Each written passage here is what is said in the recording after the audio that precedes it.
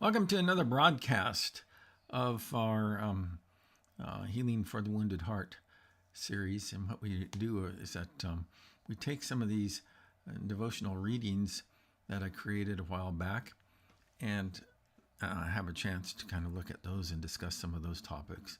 So no matter how your heart has been wounded, whether it's through hurt or abuse or betrayal or whatever, really the key is to kind of figure out how to get past that instead of that becoming like the central feature that predominates your life. Is that really the healing becomes the central feature that predominates your life. And that's what we want to talk about tonight, and particularly as we go through our discussion this evening about seeing through different eyes. So I want to bring in my guests here tonight. One of our guests just had one of our normal guests just had a medical procedure today, and so she won't be joining us. But the rest of the crew is here. So hello, ladies. Hello. Good to have you here tonight. So I'm looking forward to having this discussion with you all, and hopefully that it will be meaningful not only to you, but also anyone who happens to be watching. So before we jump in and go through the little video, by the way, before the broadcast began, Lorene was asking me a little bit about how I create these AI videos, and it's really not that complicated. It may seem like I am a tech wizard, but all I am is a person who knows how to work smarter and not harder. And so, so if you know, if That's you a know, wizard. yeah, I guess so. If you know the right programs to use, it's not that complicated at all. So, but what I want to do is give us a little backstory to tonight's devotion. And I think that I hope that I'll be able to bring you all in on this. Otherwise, I'm just going to have to add you into the scene. So let's see if we can do that right now. So none of us are here. Let me get myself here. All right. There's me. And there's Janice. And here is Lorene. Come on, I got to get that one there. And then we have Nikki over here.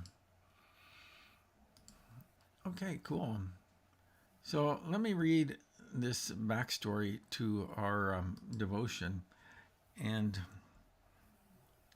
it says, Joseph, the favorite son of Jacob, who's also known in the Bible as Israel, received a special coat from his father and had dreams suggesting he would rule over his family.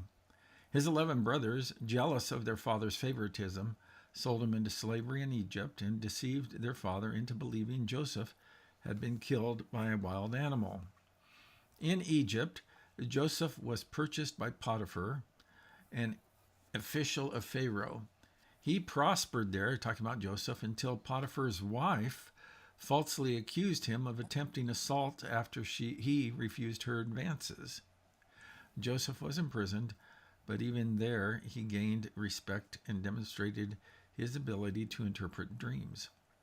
After interpreting dreams for two of Pharaoh's imprisoned servants, Joseph was eventually brought before Pharaoh to interpret his dream about 7 fat cows and 7 thin cows.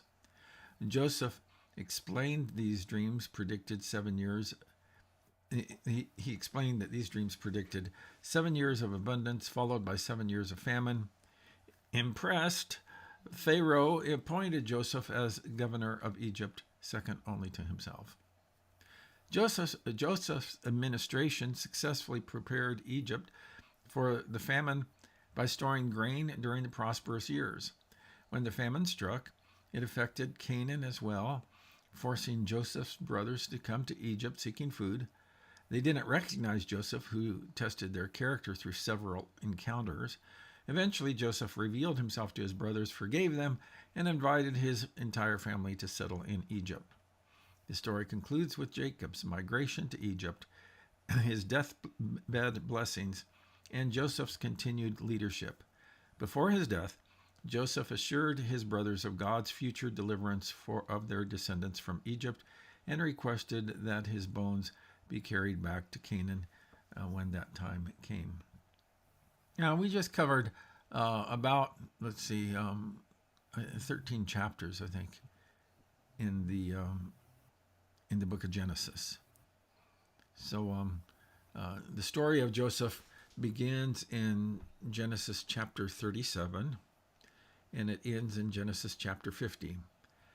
Now, not all of those chapters, or one of those chapters doesn't deal with Joseph. It deals with one of Joseph's brothers by the name of Judah and Tamar, which is another story altogether. But we kind of see, we get the big sweep, the summary of what's going on. How about for you guys? How about Joseph, as far as just your own, appreciation of him as a Bible character, or maybe the inspiration that he brings to you, or whatever? He's one of my favorites because it's almost like he didn't do anything. Like life just, it was good and then it was bad. It was good and then it was bad. I realize he had some culpability in some of it, but still, he didn't do any big old major sins. In fact, he kind of kept himself pretty clean. Mm-hmm. But I really like Joseph because, his story turns out so good so many times.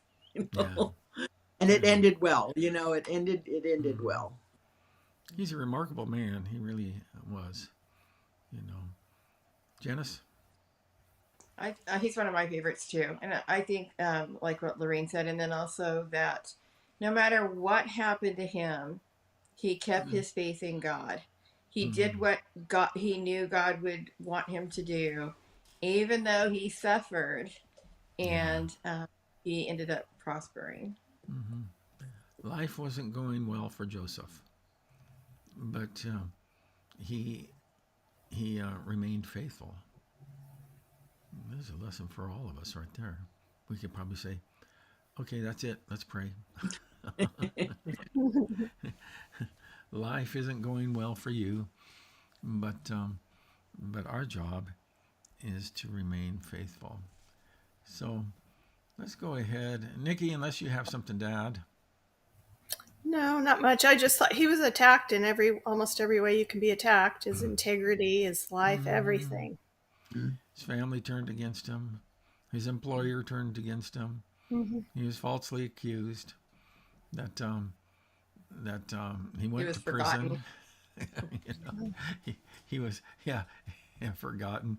Even though somebody promised, and they said, "Oops," I can't remember how. Was it 2 years after? At least. Yeah. Long time. Yeah. Yeah, because it was 2 years after the guy said, "Yeah, I'll help you out," and see you later, alligator. But Joseph himself, if I remember right, I've tallied up all of this stuff in times past. I think altogether it was 13 years that he went through all of this stuff. 13 years is a long time to be just hit with one problem after another. And he was young. Yeah.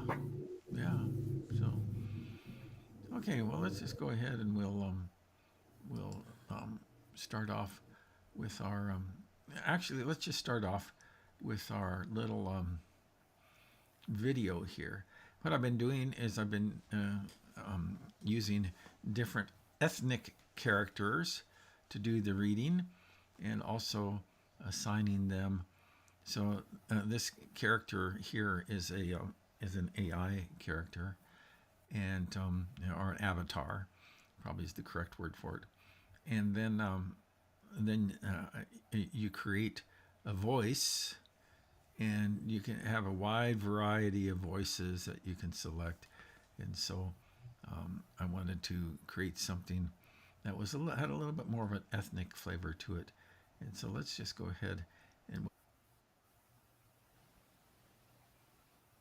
seeing through different eyes. It's important to learn to see what has happened to us through different eyes. Seeing through different eyes. It's important to learn to see what has happened to us through different eyes. That does not mean that we pretend that the bad that happened to us did not really happen or that it was not really bad. It was real and it was wrong. It should never happen to anyone ever. What seeing through different eyes means is learning to see how God takes what others intended for evil and turns it into good. After Joseph was sold into slavery, he had no idea what would happen to him next. It was frightening. For a while, things went well for him. As good as things could be, considering he had lost his freedom. Then things got really bad. His master's wife falsely accused him of making advances towards her. As a result, Joseph ended up in jail. No matter what he did or how hard he tried, he couldn't make things go better in his life. Sometimes we can get caught in circumstances that are bigger than our ability to make better. The best we can do is to survive. That was the case for Joseph. Eventually, things turned around for Joseph. He was given his freedom and a job that helped save a lot of people's lives, including his own brothers, the very ones who sold him into slavery. Even after Joseph and his brothers were reconciled, they suspected that he still held a grudge against them. But Joseph reassured them, saying, as far as I am concerned, God turned into good what you meant for evil. He brought me to the high position I have today so I could save the lives of many people. Genesis chapter 50, verse 20. Joseph had learned to see through different eyes. Seeing through different eyes doesn't mean that we ignore evil. We see it clearly. But seeing through different eyes means that we learn to see how God brings good from evil. No evil can defeat his good purposes for us. There is no wisdom, no insight, no plan that can succeed against the Lord. That's Proverbs chapter 21, verse 30. The reading is from Kerry Decker's book, Healing for the Wounded Heart. You can find it on Amazon. Seeing through. all right, there we go. All right, let me stop this guy. He's still talking over here on my iPad. So, all right, here we go. Question number 1. Have you ever experienced a situation that seemed negative at first, but later revealed positive outcomes? Any of you? All of them. I mean, anything that, I've lived long enough now where, Yeah. I've had some stuff I guess was pretty bad, but all of them I'm glad, in retrospect, I'm glad that they happened because I really feel like it moved me along in my spiritual life. That if certain things hadn't happened, I probably would have been more stuck, and maybe I don't know, maybe not. I don't know. I really feel like I'm so opinionated and everything now, but I remember in my younger days, I didn't have any opinions. I whatever anyone says, like, oh, that sounds good, and I just feel like I'm my own person now because of all the stuff that's happened to me. Yeah. Yeah. How about you, Janice? Oh, sure. Oh, sure. Lots of things. Yeah. Yeah. All right. Anything come to mind you'd like to share?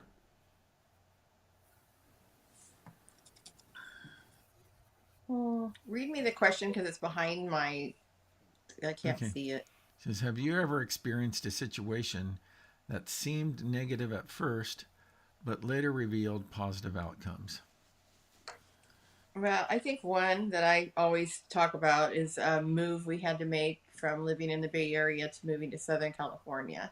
Mm-hmm. And in the Bay Area, I had my mom, my dad, my sister, and her kids, and lots of friends, lifelong friends, and then we moved down here. We didn't know anyone, and it was really hard.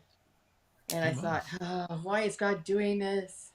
But it ended up being the best thing for our family. There you go. Nikki, anything you'd like to comment on? I just know when you're going through negative stuff in your life, that's when your true friends and the true Christians in your life really shine and help you through it. And that's the Hmm. good you see. It's like, and then it shows you how to kind of help somebody else when they're going through it. Yeah, for sure. So, okay. What were the major challenges that Joseph faced after being sold into slavery? We talked about those, but let's just recap them.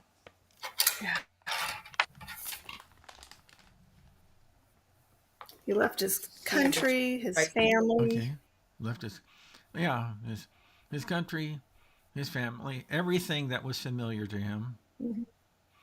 You know, if you stop and think about it, he had a privileged position in his family, even though he was younger. And he went from that privileged status to the bottom of the barrel in the country that he went to, you know.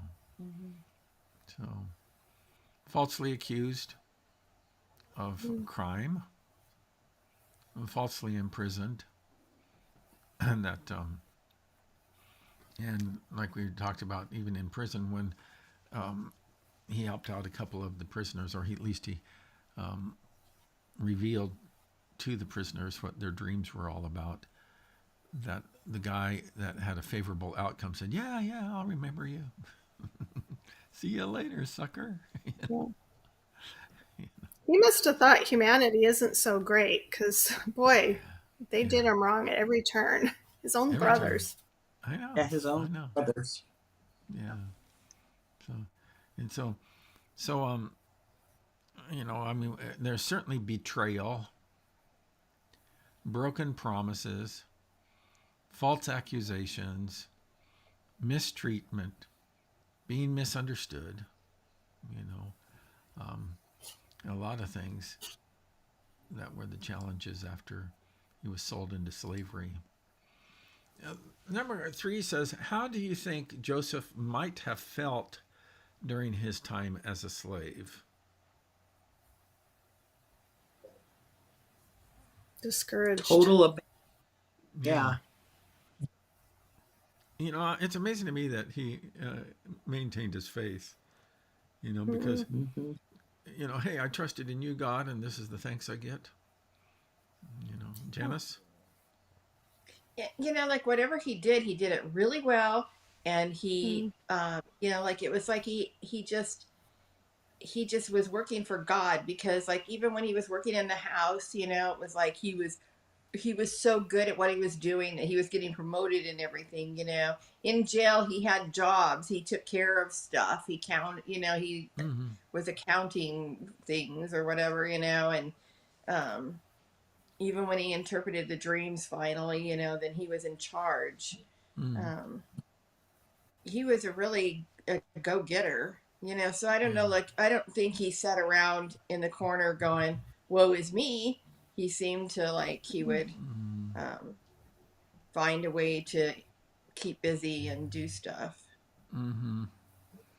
Um, Go ahead, Nikki. I didn't understand how the culture works where the slave could become that prominent. Like, why wouldn't Mm-hmm. another Egyptian take that position? As far as like That's such Pharaoh's, responsibility.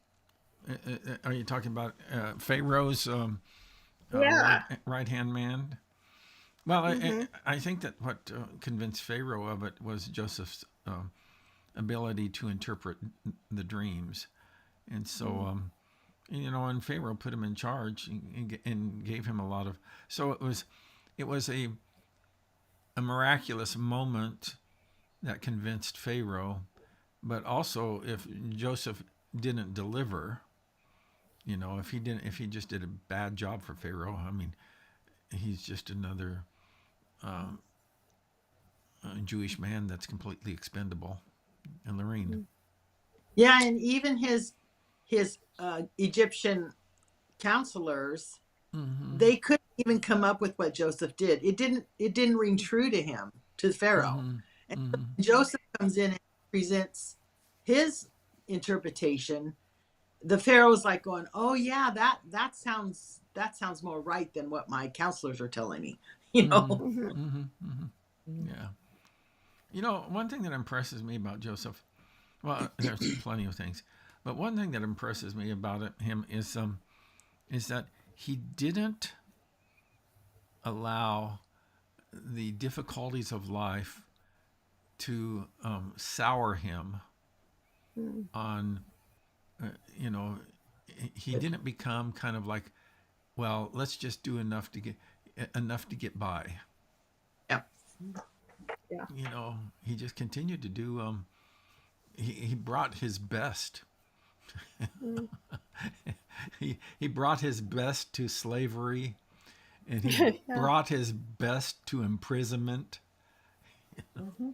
You know, you know, he didn't really feel that life owed him anything. Janice. I think that's one of the reasons why I really like him as my favorite, is because that's such an example for us. Mhm. Mm-hmm. It is. Noreen. Yeah, one of one of my biggest regrets in when I'm going through a hard time at one of my jobs was Mm-hmm. I know at the end I did not do my best. I Yeah. didn't. I gave up, and I still feel bad about that today. You know. Mm-hmm. Yeah. Yeah. Well, thank you for sharing that. So, what happened to Joseph when he was doing his best to live rightly, specifically regarding Potiphar's wife? Boy, Oh boy. Oh boy. he's still Janice. gotten to. Yeah. Yeah. Janice? Yeah, because not only was he all the things we've been talking about, he must have been very good looking too. He was. Actually, the Bible says that he was. He was handsome and he had a good form. So, He was hot. yes. Yeah, he probably was. You know. Go ahead, Nikki. Now I'm trying to remember what I was just going to say after you said that. Oh, Um, I got the vapors. He's swooning. I was going to say Potiphar, Yeah. knowing his character, he Yeah. must have Yeah. doubted, like, wow, this is really out of character for him to come on to my wife. Mm-hmm. You know, that's really not like him. Yeah. But I guess he had to listen But to had her. the evidence. Yeah. You know, and Yeah. yeah, you're absolutely right. He had to listen to her because what's his options? I either Yeah. take I either take the word of my wife or I take the word of a slave. Yeah. And, you know, and Potiphar knew one of those oldest maxims of marriage that we find in culture: happy wife, Mhm. happy life. I've seen that myself in several examples where the husband he just had to go with the wife, even though I know they knew the wife was wrong. But they just have to. You live with the person. What are you supposed? I don't know. I know. I know. Yeah. That's funny. So, okay. Um, how might Joseph's experience in prison have tested his faith?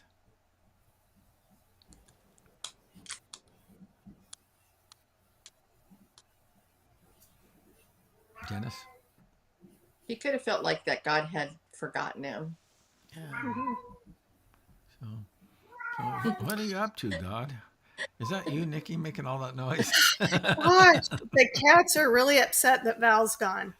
Oh, that's Oh, funny. Oh, So, but that you know we have kind of this mentality that if I do what's right, then God is going to bless me. mm, And what we don't realize is that sometimes to get from point A to Z, we got to go through all of these steps in between, and some of them are not going to be places that we want to be, you know. So, And yeah. Okay. The text of this devotion mentions that sometimes the best we can do is survive. Have you ever experienced seasons like this in your life? How did you handle them?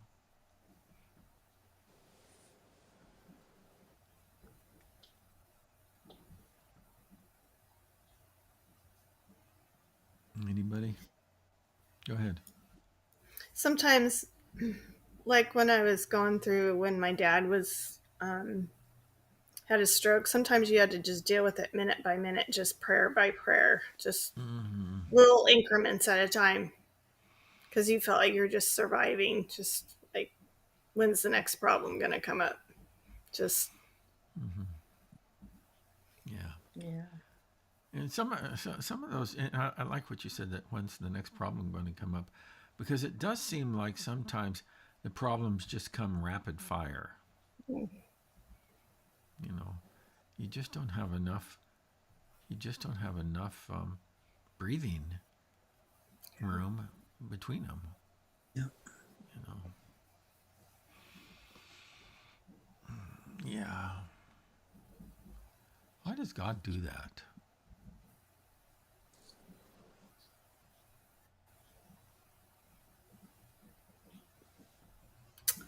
I think when you look back, you can see how he worked in you, like developing patience and things like that, because you can get really impatient wanting things to Mm-hmm. be solved quickly.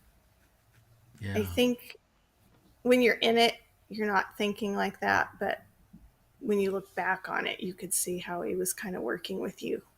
Mm-hmm. Mm-hmm. So, Yeah, it's the big unanswered question, really, because no yeah. answer is good, really. I mean, No. I know the answer is that on the other side, it's all going to be okay. But when you're in the middle of it, that's not a good enough answer, you know. So No. it's big unanswered question is you just have to trust God that there's a reason. For some people, it's just too hard. It's just too hard. Mm-hmm. Yeah. Okay. What helps you to maintain hope during difficult times?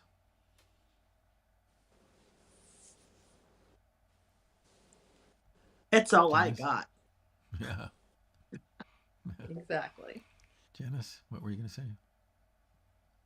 Yeah, like the same thing, you know. Mm-hmm. Um, and also because I know that I've trusted in God many times.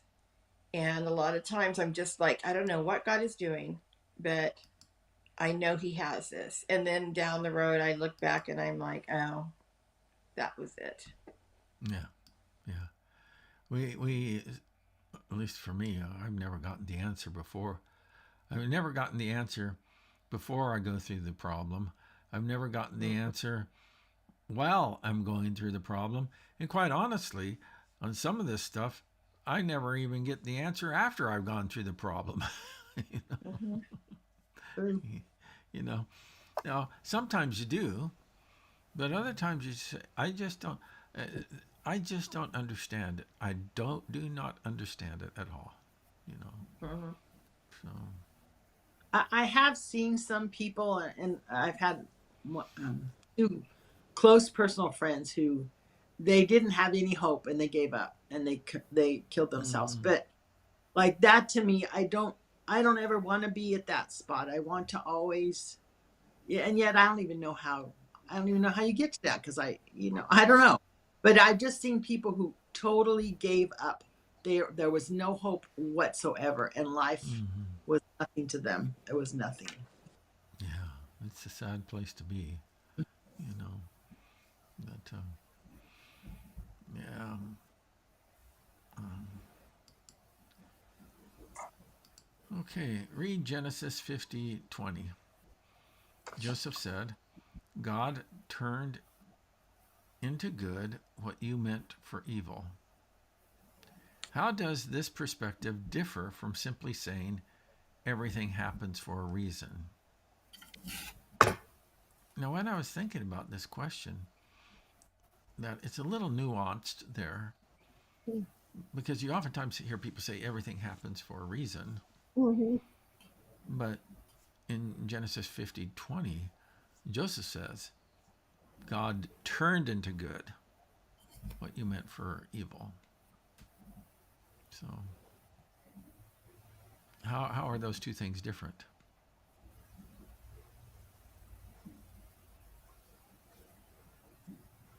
I think God orchestrated it. Hmm. And he does it for good. And this is one of the things that it's really hard for people. And by the way, when we go through certain tragedies in life, we never say, some of those tragedies are never, we never see the pay, we never say that the payoff is worth the suffering, you know. And I get it. And, but nevertheless, that God is accomplishing his good purposes. God is not sadistic. He's not mean. He's not evil. He doesn't enjoy seeing his creation suffer and all. But he is working out a larger, he's working out a larger scale plan than what we understand. And even in all honesty, that if we did understand it, I think a lot of times we wouldn't feel that it was worth it anyway. For instance, if your baby dies, Yep. you're not going to say, oh, yeah, now I see it. You know, Never. I get it. You know, that, and so, but God is achieving good purposes, even though we can't understand what those are. There's a passage of scripture in the book of Isaiah. I'm trying to find it right now. Let me just see if I can. And maybe you guys know it off the top of your head. But he says, my thoughts are not your thoughts. My ways are not your ways. My thoughts. And so, as high as the heavens are above the earth. Let's see. That's Isaiah 55. So it says, my thoughts are nothing like your thoughts, says the Lord. I'm reading from the New Living Translation. And it says, and my ways are far beyond anything you could imagine. Let's read on here. Let's see, where is it? For just as the heavens are higher than the earth, so my ways are higher than your ways, and my thoughts higher than yours, or higher than your thoughts. You know. So, well, it's true everything happens for a reason, but Genesis 50, verse 20, elevates that. Hmm. And it says that everything happens for God's good purposes. Lorene? Yeah, just to the when you say everything happens for a reason, it sounds so haphazard. And Yeah. I want to know that God will turn on purpose and with determination, and because he loves me, everything into a good. So just to say, oh, for a reason, it just sounds, oh, it's just the universe. That's the way it is. You know, I don't want that. I want to know what Yeah. is happening to me is because God loves me, and he has a reason, even though I don't get it. Yeah. You know. So, okay.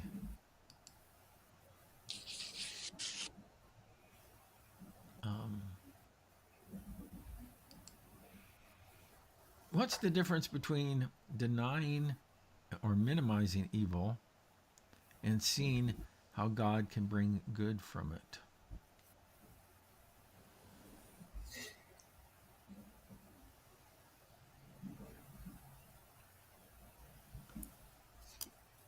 Go ahead, Nikki. If you deny or just ignore it, you don't allow God to work in it. Like you just kind of ignore it. You don't Yeah. invite him in to bring good out of it. Yeah. And so, yeah. It's so, it's so amazing. It really is because there's a passage in the book of Proverbs, and here again, does it come up later in our study? No, I don't think so. That I think it was in the reading. It says that there is no purpose, there is no insight, there is no plan that can, or something like that, that can prevail against the Lord. So, no matter what happens, God is going to accomplish His good purposes. And so, for me, one of the key ways that helped me to reconcile that in my own life is just asking and reflecting on the question: was the crucifixion of Jesus good? If we look at that from one angle, it was a horrible evil. It was a miscarriage of justice. It was the innocent suffering that involved betrayal and the abuse of power.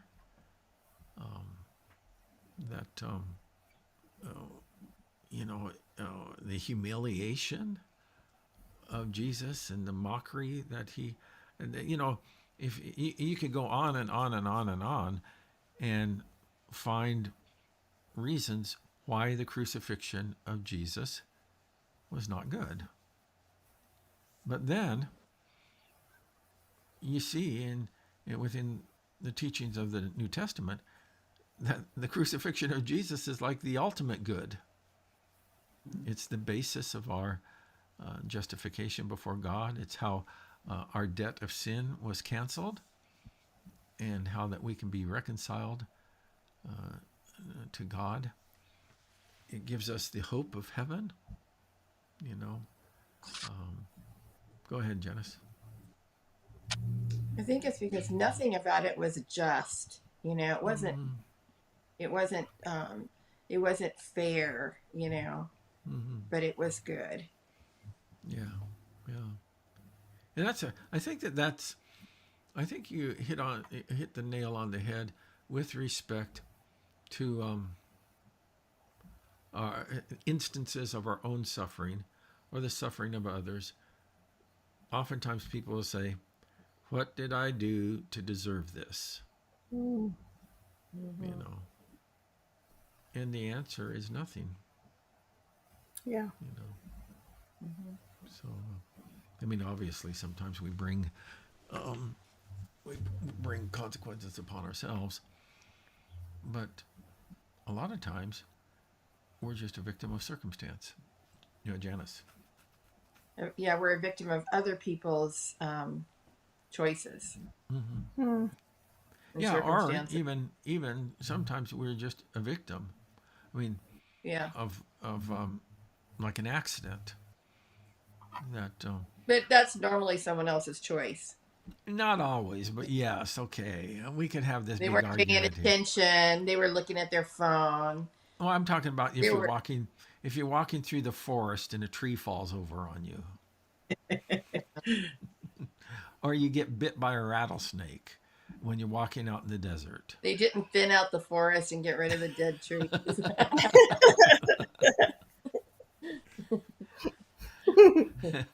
We were watching real stories of the ER the other night on TV, we were desperate trying to find something. What's wrong with television anyway? It is just such a cesspool of stuff. And so we were watching real stories of the ER, and this one guy got bit by a rattlesnake, an eastern diamondback rattlesnake, I think it was. And to tell you, he was bleeding from every orifice of his body, and he swelled up, and it was horrible. Janice. He was a snake charmer. And so he was around him all the time. And so he had been drinking venom thinking that that would save him. Nah, not even close, man. You know, if and I realize that those are all special effects that they're doing, but if it even is remotely like what happens to you, and I'm sure it is, no, thank you. I'm gonna. There's plenty of things I can charm other than snakes. Right.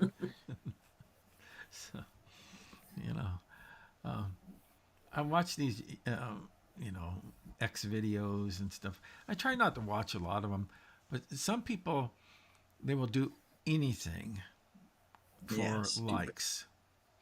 And some of those people are going to be permanently injured. And so in some cases, those people die.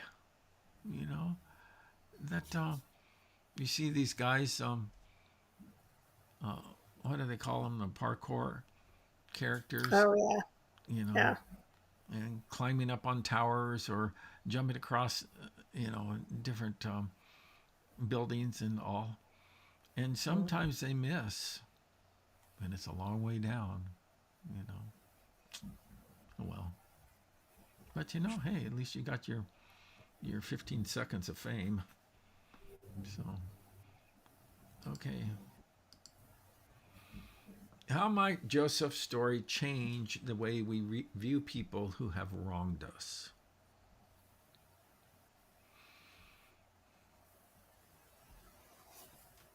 Go ahead, Nikki. Well, not that this is me or anything, but when you're wronged, a Yeah. lot of times you think, I'm not a vengeful person or anything, but you don't always think the nicest thing. Sometimes the first thing you think isn't, boy, I'm really going to do something nice for them. Mm-hmm. But he forgave them. And it was just, I mean, when you think of what they did to him, and Mm-hmm. he Yeah. could have handled it so many different ways, but he listened to the Lord. And Yeah.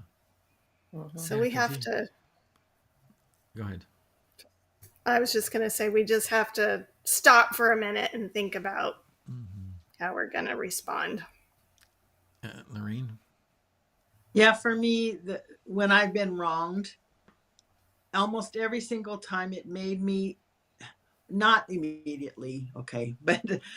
by the working through it, I had to look back at my own self. Like I just had to look back and ask myself, have you ever done that too? Or it when someone does you wrong, it pushes you in a direction you never thought you'd go, and you don't even want to go, but you Mm-hmm. have to go because that's the next step, So I I I don't like that, because then someone's going, well, I'm going to wrong you some more, Mm-hmm. No, Mm-hmm. Yeah. you know, those things force me out of my regular way of thinking, or something.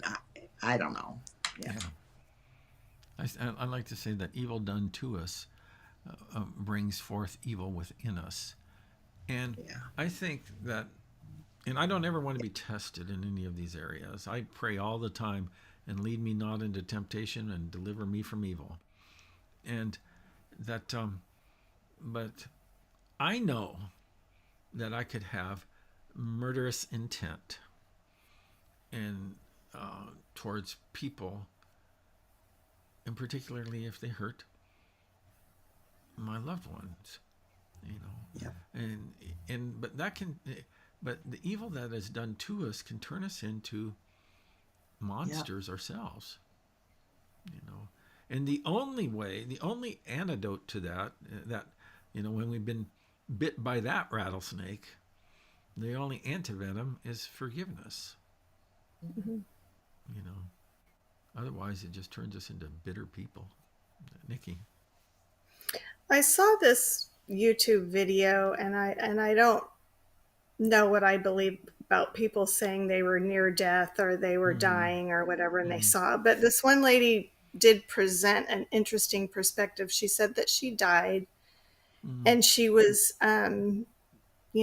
face to face with God, And instead of telling her all the things, you did this and you did that, he showed her every time she hurt somebody the other person's perspective and how they felt. And I thought that was really interesting. He showed all Yeah. the other people in response to her wrong that she did to them. Man, And we I don't would often have to think endure about that. I'll be up there. I'll be up there a long time. And he says, and you know how Janice felt when I say, okay, God, Uncle, time out. I know, I deserve to go to hell. I know that. I'm throwing myself upon your mercy. that. So that, as far as near-death experiences, they're called NDEs, and I actually know a couple Christian scholars who have studied those very extensively, and it's interesting. They're convinced that they have that there is some truth Oh, I okay. believe to I all of do. that stuff, and I'll see if I can find out. I'll see if I can find some summaries Okay. of their writings, because I've met both of these guys, and they've done, like I say, extensive research on that topic. That'd be But really interesting. yeah, it is. It's fascinating. I don't think that we can build a whole lot of theological. Our theology needs to be based on the scriptures. But at least one thing that it does give us is that there's a continuity of existence beyond death. Okay. You know. Yes. So Yes. that okay. What current situation in your life needs to be viewed through different eyes? How can you develop the ability to see through different eyes? You don't have to go into any details as far as your current situation, but how about developing the ability to see through different eyes, to reframe your struggle and see it as an opportunity through which God is going to bring you blessing? Lorene. I don't know. I'm going through something, and maybe it's because maybe after you live a span of life, because there are things now that I used to think were so important to me, and they don't even matter anymore. And it's like big things. It's like just little dibby things, and I'm like, I think God's teaching me to let go, and Mm. as I'm looking at that, I do have to see things, because I'm not just giving up. It's not that. I'm not just, Yeah. I'm just going to give. Not that. It's like, I don't know, stuff doesn't matter anymore. And I'm like, whoa, this is odd, because I used to think so important. And it's like, no, not so important. There's other things coming that are better, So to me, I'm starting to really see things through a different lens than I ever have before.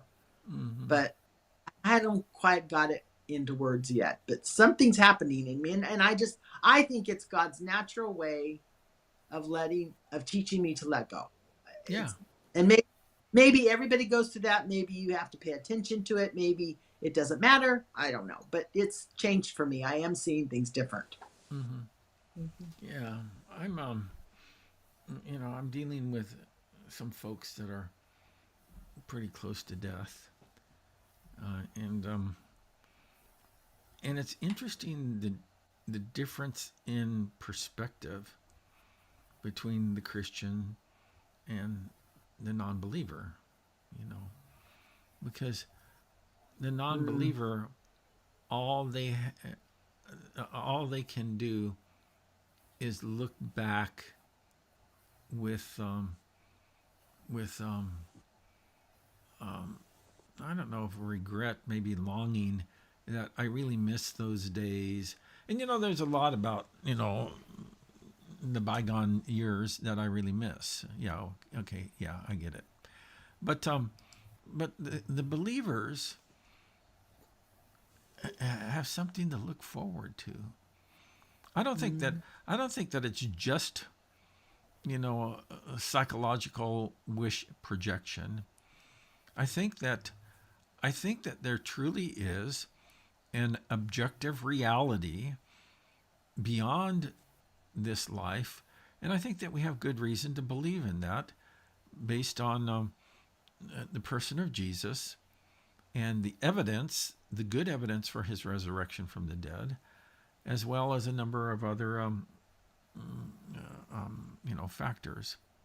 I know you were talking about it, Lorene, and I know in my life, and it's kind of interesting how you almost, I would say that I've been getting kind of like glimpses of eternity. Now, I'm not saying I have some sort of like prophetic vision or something like that, but I'm having these glimpses of eternity. And one thing that that has kind of awakened a little bit more in my life than ever before is the excitement of being in God's presence. Mm-hmm. I think a lot of times in our Christian walk, it's kind of like this foreboding of being in God's presence, and but the whole thing about being excited about being in God's presence, and for me, it doesn't happen as frequently as what I would like,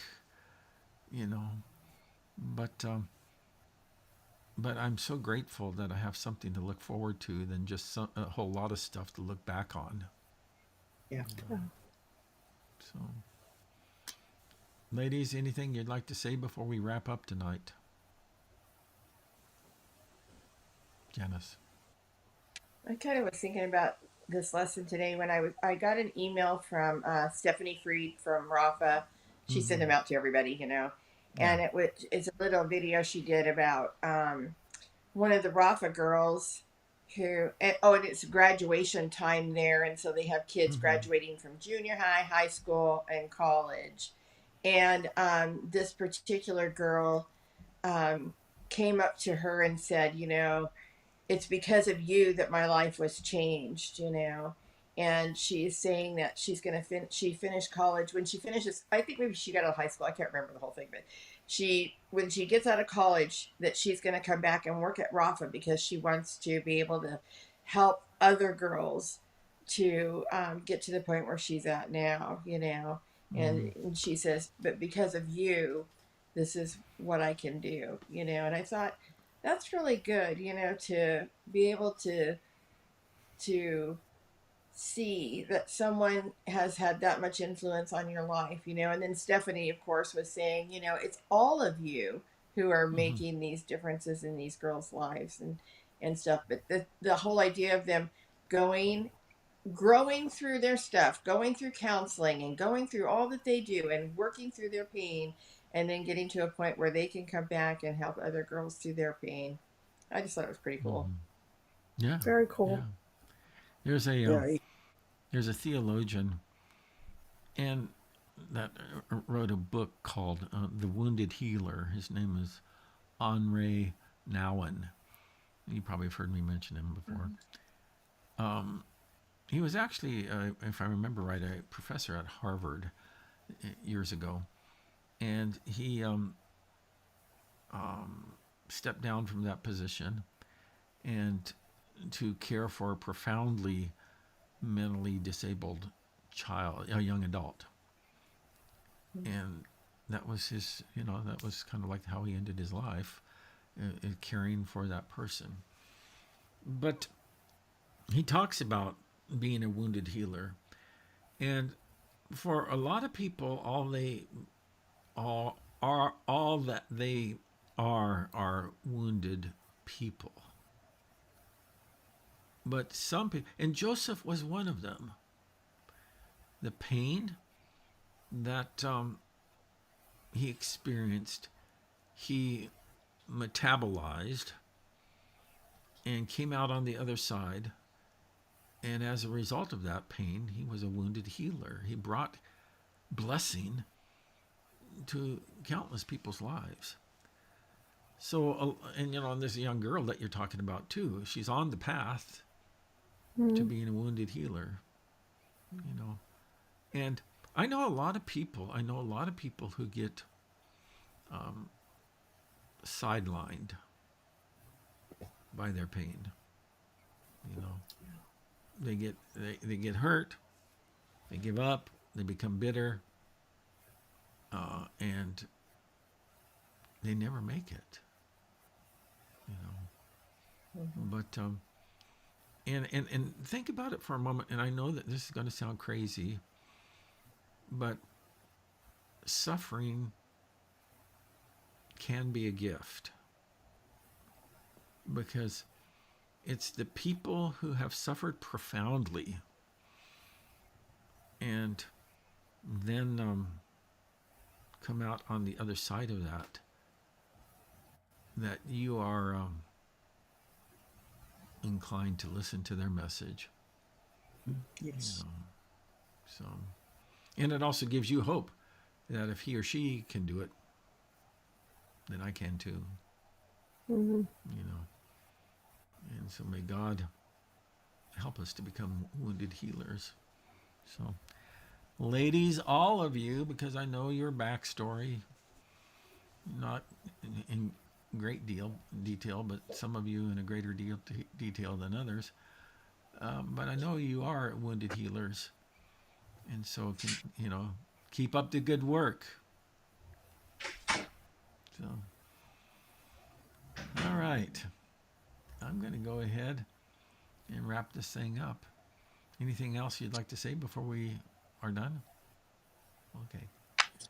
Thanks for joining me tonight. So, it was a good study we had tonight, talking about Joseph and the his perspective on dealing with the suffering and disappointment in his life. And so, I would encourage you in your own walk and relationship with God to embrace that hurt and seek a deeper healing from it, so that you can be a blessing to others down the way. Thank you for watching. I broadcast my messages every Sunday at 10 o'clock on these channels, most of these channels. And then also we do these studies every week, most every week, on Wednesdays at 6:30 p.m. Pacific time. So that's it for now. I'm Kerry Decker. Thank you for spending a little bit of time with me and my friends.